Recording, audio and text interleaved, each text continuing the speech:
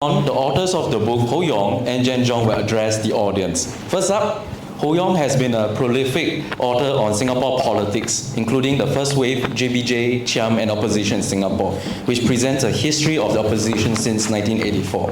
He's currently the head of research at a trade association in the City of London. Hoe Yeong, the stage is yours. Thanks, Yee Jenn. Walter, thanks for your keynote address, and thank you for your contribution of the chapter to the book. Thanks very much. We also want to thank Professor Tommy Koh, who wrote the foreword to the book, who can't be here with us today. So, heeding the time-honored advice of Tommy Koh, I'm going to make 3 points, and to explain why Yee Jenn Jong and I wrote the book. So, number 1, it was to explore the debate on the question, should the NCMP scheme remain or should it be abolished? To its proponents, the schemes would seem to be an extraordinary example of the PAP's generosity to allow best losers in each election to enter Parliament. To the cynics of this scheme, it was designed to stave off the challenge to the PAP and to the candidates in that it guarantees voters a minimum number of opposition MPs in Parliament. Now, this may appear to put me on a collision course with the former Attorney General, but Yee Jenn and I make the case in the book that the time has come to abolish the NCMP scheme, which we say was conceived for 1980s Singapore.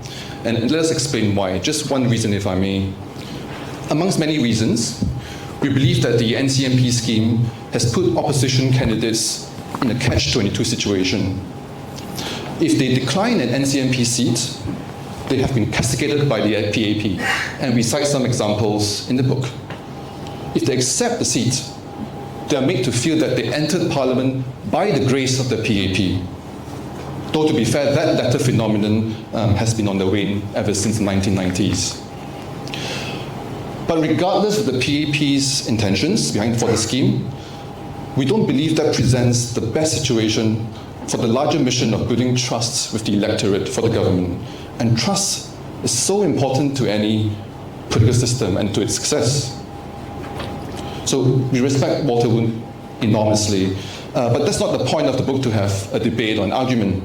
Rather, we wanted to engage through this question, we wanted to engage a range of politicians from all different parties, academics, commentators and observers of Singapore politics on the central question of political representation in Singapore, which then brings me to my second point. We find ourselves at a time where there's increasing political polarization around the world. And that's very marked in this record year of elections around the world. The most number of people in human history are going to the ballot box this year to choose their government or leader. And that polarization in politics has torn countries apart, literally. This makes it impossible for any dialogue across party lines. It makes it hard to build a common public sphere, which then makes it pointless to talk about democracy even. We hope Singapore never goes down this route. So we believe that this book, Yee Jenn and I have co-edited, is the very first in Singapore, which has brought together PAP and opposition voices in one book. And the panel discussion that you will shortly hear is very much conceived in the same spirit. We may not agree with each other all the time, but let's at least agree to disagree. And my third point, regardless of our own political convictions or inclinations or affiliations, we want to recognize the contributions of this unique group of Singaporeans, 12 Singaporeans, the 12 NCMPs we have had since the scheme was introduced in 1984. As I think Bertha Hansen reminded us in her review of our book earlier this week, the records show that NCMPs are consistently amongst the most hardworking MPs in Parliament. And so I want to acknowledge the NCMPs, past and present, who are with us today in this room. Besides Yee Jenn Jong, we have Gerald, Dennis, and Mun Wai. Leon. And Leon. I'm so sorry. Thank you for your service to the nation.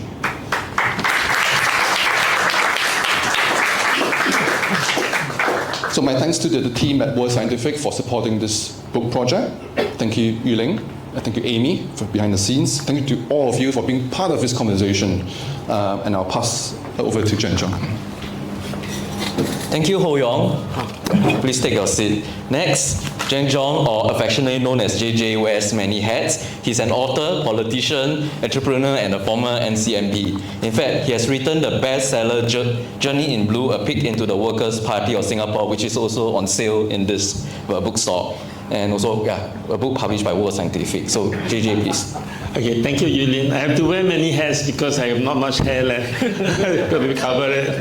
Okay, I join Yulin and Hoe Yeong to thank everybody here, the former NCMPs and current NCMP, as well as NMPs, as well as Inderjeet is on screen. Now, thank you for coming to this very cozy place, and sorry that some of you might have to stand. Actually, this event was not meant to be here today. It was meant to be tomorrow at the National Library. It was actually approved that we use this venue that's more than double of this sitting capacity. But less than a month ago, we received an email saying that our application had to be cancelled after they had reviewed the manuscript. We left it as it is, and we decided to use this venue.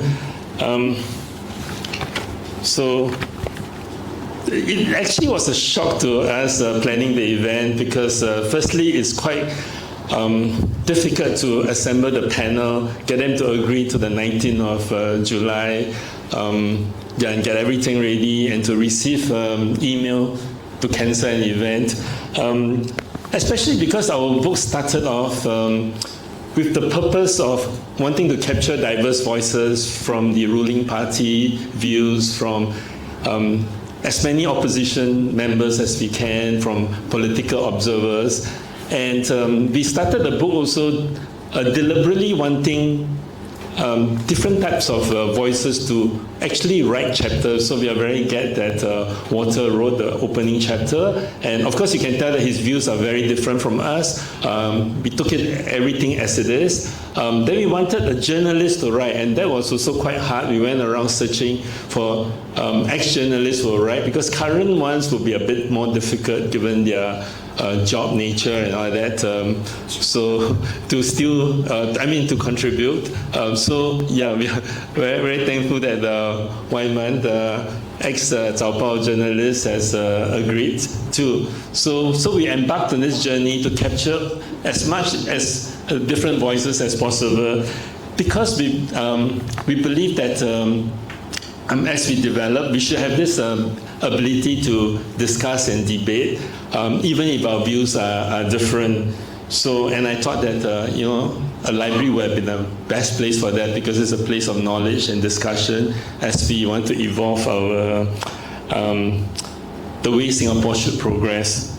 Right? And also that the panelists actually represents the 4 major parties that by vote share in the last general election. So, but anyway, I shall just pass the time now back to Wai Man to continue with the panel discussions. And yeah, thanks.